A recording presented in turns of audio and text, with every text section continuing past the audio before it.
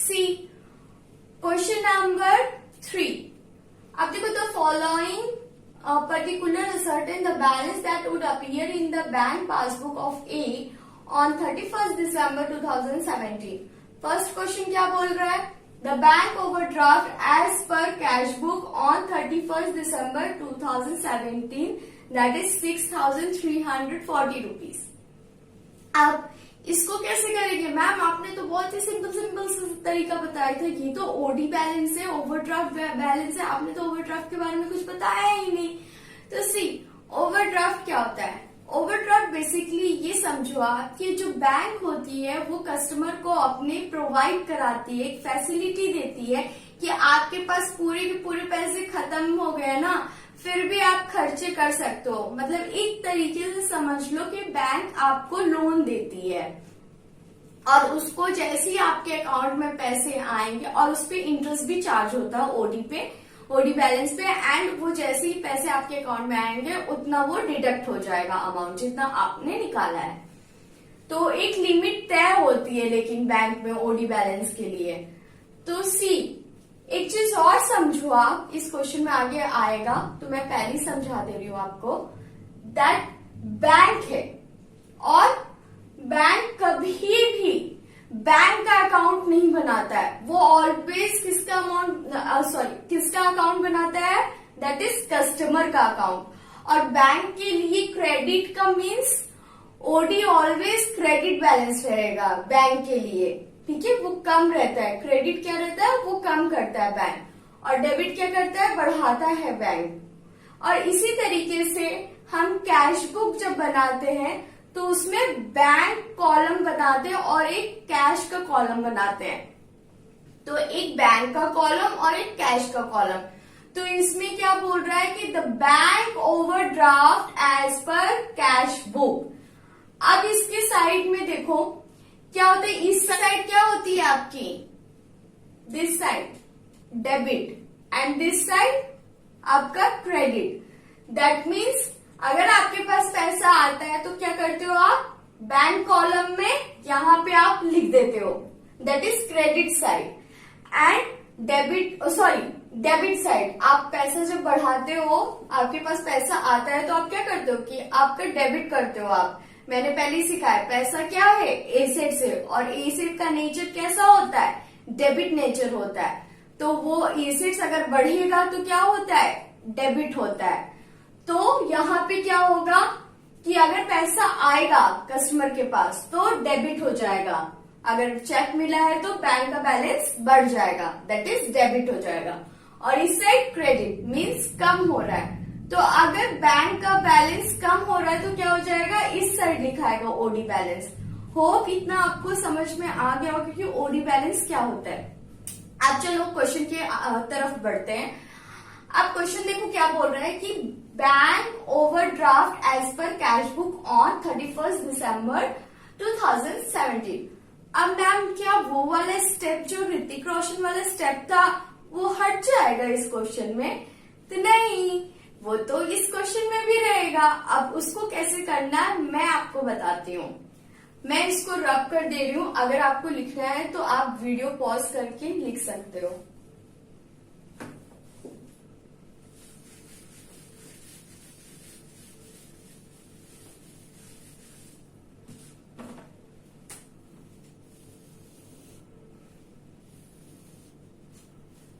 यहाँ पे लिख लो आप बैंक। आप पूरा लिखना ओवरड्राफ्ट। मेरे पास स्पेस कम है इसलिए मैं शॉर्टकट में लिख रही हूं। As per cash book 6,340। ये आप ऐसे टिक लगा दो। नेगेटिव बैलेंस है। आपको क्या दिया है? किसके घर में हो आप? कैश बुक के घर में हो।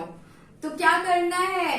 कैश बुक को ही हम लोग ऊपर नीचे कर सकते हैं, ऐड और लेस, और पासबुक को क्या करेंगे? डसेंगे। तो चलो शुरू हो जाते हैं डसना। तो अब चलो इस क्वेश्चन पे आते हैं।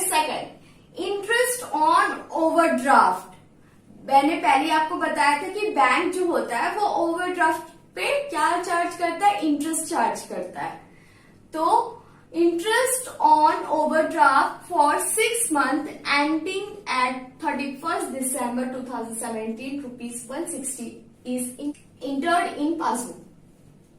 अब देखो क्या हुआ कि पासबुक ने क्या किया, अब दोनों को इक्वल लेके आओ। पासबुक ने क्या किया, लेस, पासबुक ने क्या किया, कम कर दिया।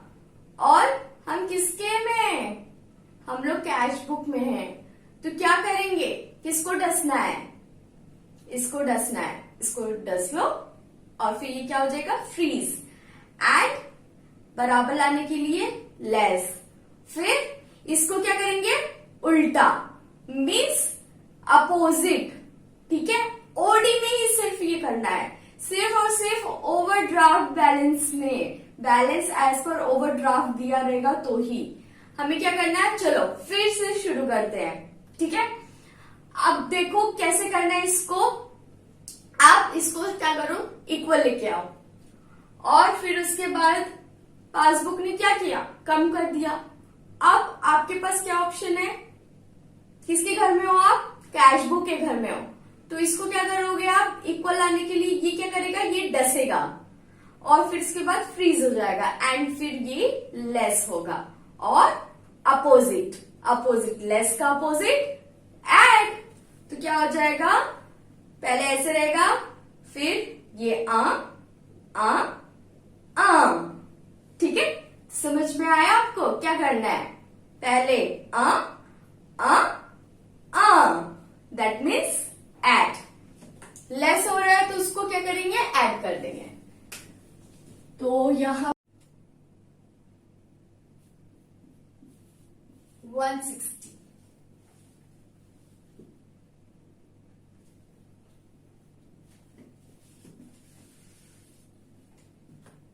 and interest on overdraft।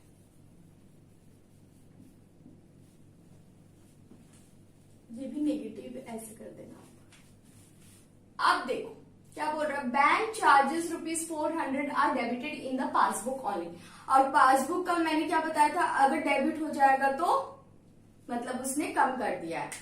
सी, फिर से हम लोग यहाँ पे आते हैं, क्या करना है, फर्स्ट स्टेप इज इक्वल। अब इक्वल को क्या करना है, पासबुक ने क्या किया, कम कर दिया। अब किसको इक्वल लाना है, किसके घर में, हम लोग कैश बुक के घर में, तो इसी को हम लोग ऐड और लेस कर सकते हैं। तो इसको क्या करेंगे, इक्वल लाने के लिए less, add,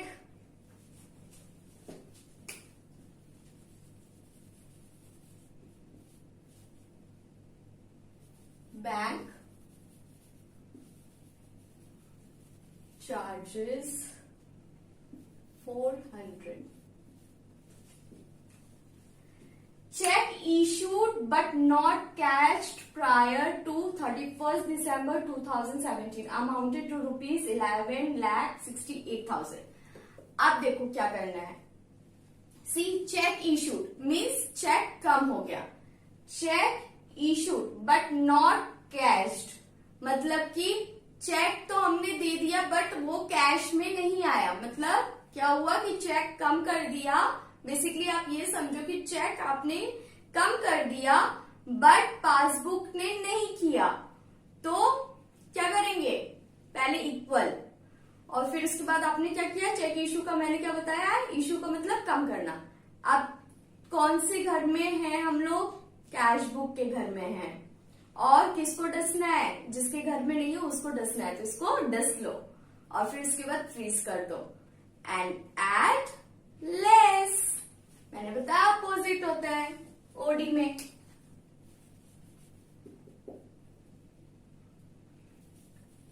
check issued but not presented।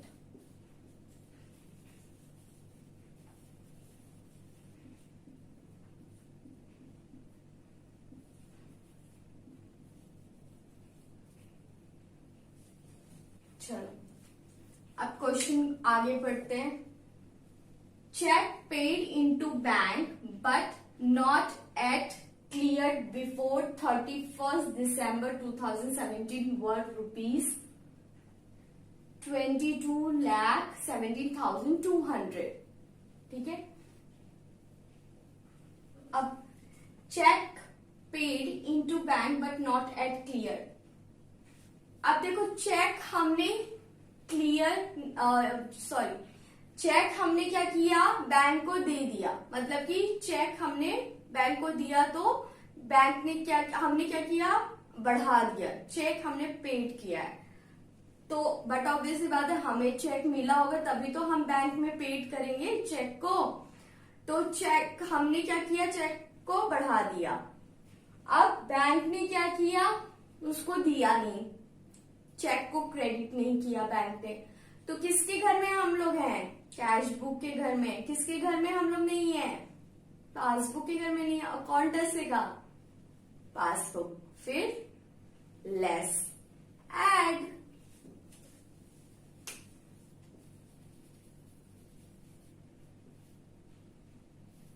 check paid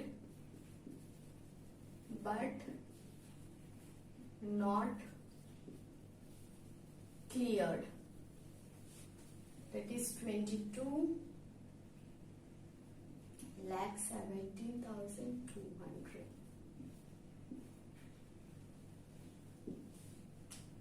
अब आते हैं 6th पे. Interest on investment collected by bank and credited in the passbook. देखो कोई इंटरेस्ट होगा, कस्टमर ने इन्वेस्ट किया होगा तो उस पर इंटरेस्ट उसको मिला होगा. तो बैंक को कितना इंटरेस्ट मिला, 12 लाख रुपए, दैट इज 12 lakhs. तो 12 lakhs रुपीज बैंक ने तो बढ़ा दिया. देखो right hand is cash book and left hand is passbook. Bank ने क्या किया, बढ़ा दिया. और आपको कोई इंफॉर्मेशन नहीं मिली है तो इसको इक्वल करने के लिए ये क्या करेगा, डसेगा. और इसको इक्वल करने के लिए क्या करेंगे हम लोग, ऐड. और फिर लेस, उल्टा. Interest on investment 22 lakh, sorry, that is 12 lakh.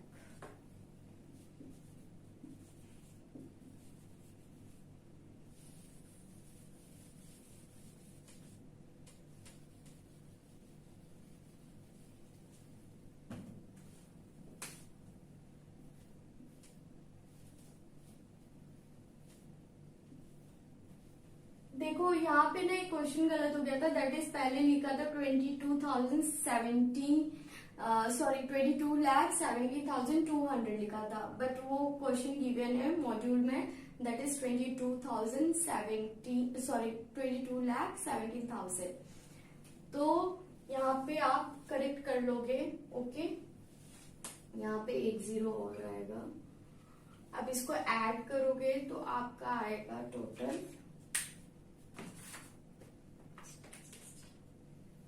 22 lakhs.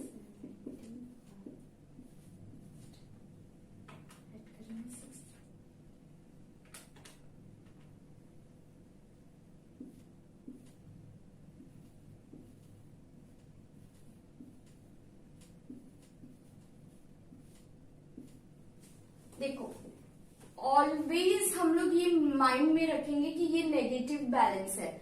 और अगर नेगेटिव बैलेंस जो होता है वो लेस होगा पॉजिटिव बैलेंस से, तो हम लोग क्या करेंगे, ये देखो ये सिर्फ ओवरड्राफ्ट का केस है. ठीक है, जो लेस होता है वो पॉजिटिव होता है और जो ऐड होता है इसमें हम लोग जो ऐड करते हैं वो नेगेटिव बैलेंस होता है. तो ये हमारा अगर नेगेटिव बैलेंस जो है लेस आएगा पॉजिटिव बैलेंस से, तो उसको क्या करेंगे हम लोग, बैलेंस एज पर पासबुक आ जाएगा. और अगर नेगेटिव बैलेंस ज्यादा बड़ा होगा पॉजिटिव से तो वो क्या होगा, आपका ओडी बैलेंस में आएगा. तो बैलेंस एज पर पासबुक आपका आ जाएगा. क्वेश्चन गलत था, मैंने गलत लिख दिया था. तो 2260 -222390,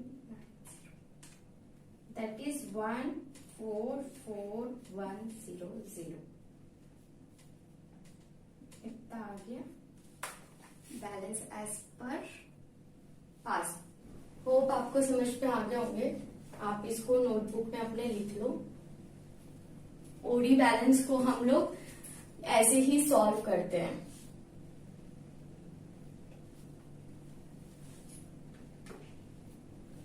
और प्लीज मॉड्यूल के जितने भी नॉर्मल क्वेश्चंस हैं वो आप इसी तरीके से कर लेना। ओडी बैलेंस एंड कुछ ट्रिकी क्वेश्चंस हैं वो मैं नेक्स्ट क्लास में आपको बताऊंगी।